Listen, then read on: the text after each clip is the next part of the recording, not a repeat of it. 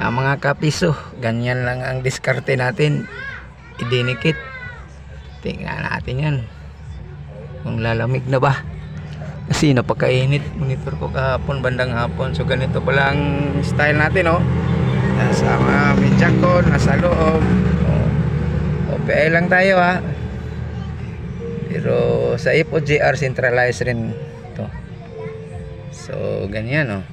Napakakalat. Okay lang yan kasi makalat kasi maraming laman, oh. Maraming IP, apat kasi yung IP. So kailangan may switch. USB tula natin, TP-Link yung ginamit natin. Mukhang medyo mas matibay kasi mas stable. So observe ko. So ganyan. Diba? Napakakalat, oh. Hindi tayo marunong maglinis. Pasensya na po sa masilan.